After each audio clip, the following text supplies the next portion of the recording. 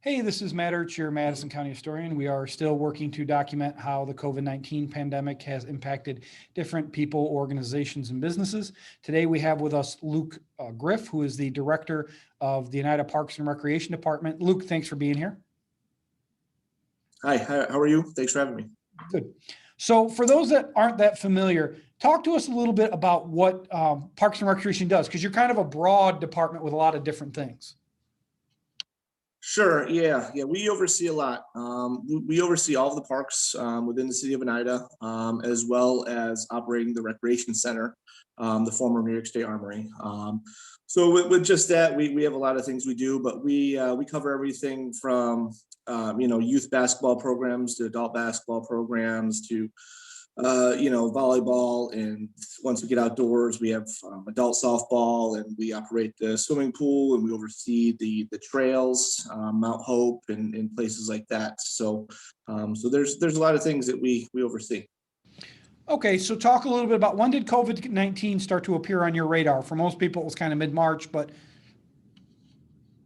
yeah, that's kind of when it hit. I believe it was March 13th when it really hit us. We shut down. I think it was a Friday, and we shut down, and that was kind of it right there for a while for us, for a few months anyways, until spring kind of came in April when we started to do a few things outside. so what programs did you have to eliminate during the shutdown? Well, we just finished up all of our youth basketball, so we got that done. But all of our adult programming, we had men's basketball and co-ed volleyball going on at that time, so we had to shut those down early. And then we ran out the gym for a lot of birthday parties, so we had birthday parties booked right through April. And we ended up having to cancel all of those, so that was a big impact. And then it continued on through the summer as well, really, where we weren't able to do too much of anything really. So Did you try to put in programs that normally you wouldn't do, maybe some virtual programs or things like that? yeah, so when it first happened, we weren't sure if we were gonna be able to do, programs like T-ball, which we ended up canceling, but so we did some, virtual things with T-ball, and even now we're still doing, a lot of virtual stuff, just stuff on Facebook, and trying to engage people any way we can, just to keep them involved and give them something to do. Okay. You guys also oversee the pools, I believe, and the walking parks. Did you guys see an uptick in those usages? Yeah, so yeah, Mount Hope Reservoir and Dross Conservancy, they were always well used facilities and parks, but over the summer we saw a huge increase. I don't have exact numbers, but Right. Anytime you went to Mount Hope or Dross Conservancy, there were cars in the parking lot. It didn't matter if it was 9 o'clock on Tuesday morning or if it was a Saturday afternoon. You go up there anytime. There was anywhere from, I saw upwards of 20 to 30 cars in the parking lot some days, of people just getting out and just wanting to do something. So yeah, so it was a great outlet for a lot of people. Okay. What about the pools? Were they closed for the summer? Yeah, so unfortunately, we did close our pool this summer. It was one of those things where they came out with guidance to guidelines and to open the pools, but by the time they did, it was really too late in the season for us to get the pool opened and hire our staff and get everything in order that we needed to do to operate the pool. And this was going to be a big year for our pool. This was 2020 was the 50th year of the Howard T. Chapman Pool in Oneida. So we had a big celebration planned. We were looking to bring back former lifeguards and staff and have a big event, and that all got thrown out the window as soon as everything got shut down. So talk about, you guys kind of get through the summer. Were you able to start doing programs again in the fall or not really? We did. We picked up a little bit in the fall. We were able to do a little bit of basketball. We had a youth flag football program that we were able to get in since that was outdoors. That worked out pretty well. That was very popular. And after that, we did youth basketball, and then we started to do some rentals again. And then, right before Christmas, things kind of shut down again. And now we're getting to the point where we're starting to open back up again, and hopefully looking to do a few more programs before spring hits. And that leads into my next question. What changes do you see coming into the spring? Well, For us, it's definitely different. Our basketball season's getting pushed back. So we're going to try to do basketball in March, kind of like the high schools are as well. So that may, push back our T-ball a little bit. So those are the kind of two big ones that we do for the youth. So those are just get pushed back a little bit. Our adult programming, we're going to try to do some of that as well. But all of it's just based on participation. So, when the high risk sports guidelines came out, they were sent to us, and now we got to kind of look at them, see what we can do and how we can work around them. And then once we get everything out there, then we got to see how many people want to do, these activities. Are you planning to run summer as normal with camps and stuff like that and the pool open? Yeah, that's our goal. And I think we should be there. I think we saw towards the end of last summer that a lot of things were able to open up and people were able to do quite a few different things. So my guess would be that we'll be able to have the pool and get outdoors and have our camps and that type of thing. Yeah. How do you think this is going to change how you guys have to operate moving forward?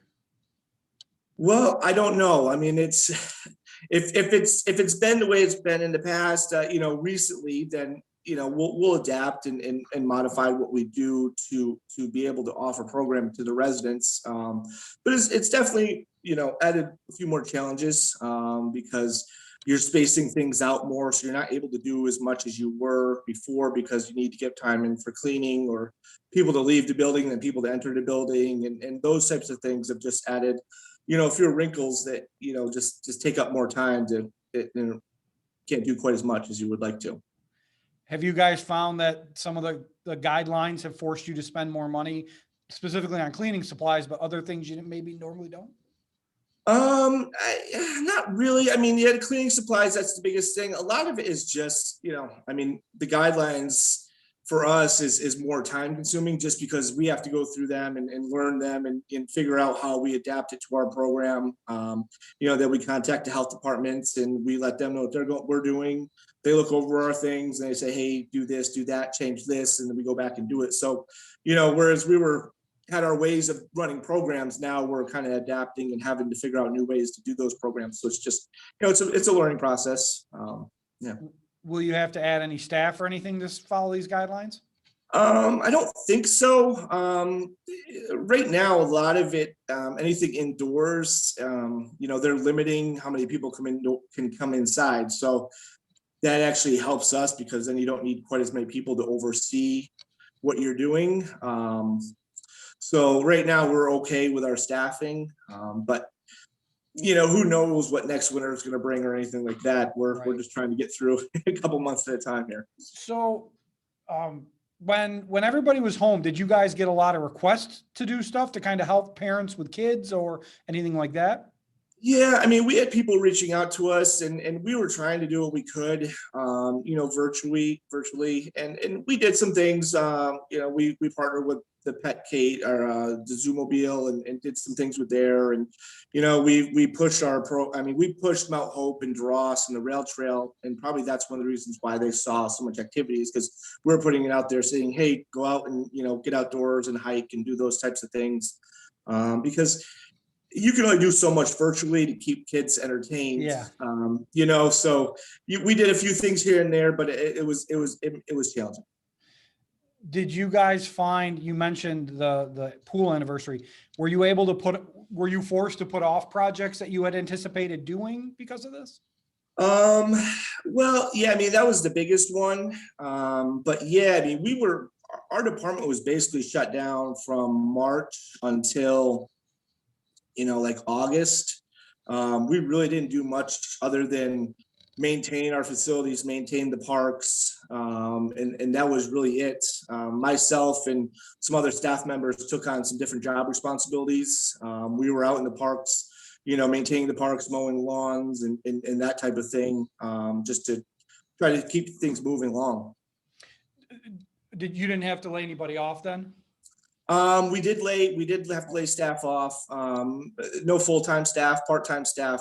We did have to lay off just because, the part-time staff we hire, they're here when we're running programs and whatnot. We're not able to do those types of things. We didn't have much of a need for those. So unfortunately, we did lose a few staff to that. We were able to bring back most of those people. So that's been nice. Is there anything else you'd like to say?